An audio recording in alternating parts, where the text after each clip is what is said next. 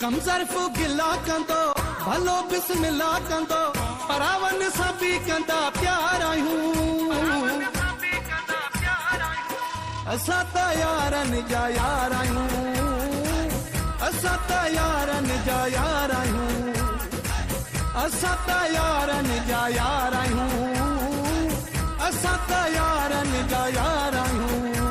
हिकु यार कयूं हिकु प्यार कयूं हिकु जीव चवे जानसार कयूं न धार थियूं न धार कयूं कॾहिं मोहबत खे न वापार कयूं वहवार ॾियूं वहवार कयूं आए जी इज़त बार बार कयूं सौ वार कयूं लख वार कयूं ओड़े पाड़े सां न आज़ार कयूं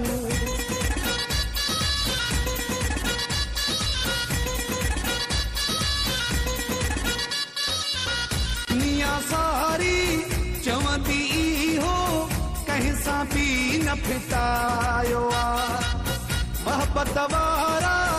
माण्हू आहियूं मोहब्बत सां ई रहायो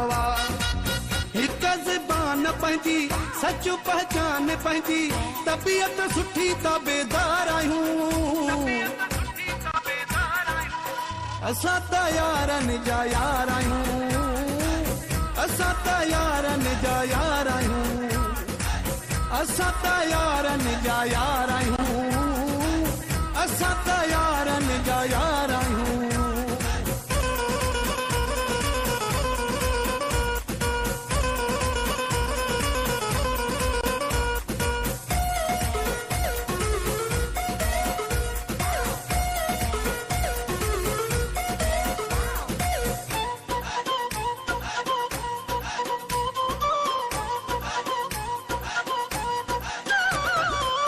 सारी हयाती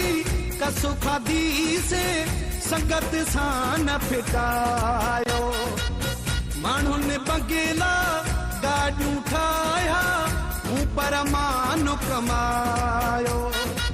कंहिंसां न धोखा कया शेरनि जा सौदा कया सहंदा न कंहिंजी मयार आहियूं असां त यारनि जा यार आहियूं असां त यारनि जा यार आहियूं असां त यारनि जा यार आहियूं असां त यारनि जा यार आहियूं कंहिंखे सुवाल न कयो दिली हाल न कयो पोइ बि मुंहिंजो घणनि कोई ख़्यालु न कयो इज़त वरिती गॾु माल न कयो मुंहिंजे बारे में काई ॻाल्हि न कयो मुंहिंजो जीअणो हाणे जंजाल न कयो कंहिं दिलि जो पूरो ख़्यालु न कयो अहिड़ा सूर पुछी अखियूं लाल न कयो कुर्बन जो किसो बरहाल न कयो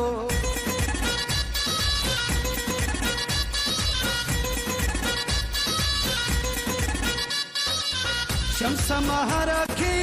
कहीं न सुञातो दिल जो सूर वा दिले में ही त ॻाल्हि हर को मञींदो कंडा हूंदा हिन गुल में ऐं भरिया आहियूं सादा ऐं चरिया आहियूं एॾा बि न गुनाह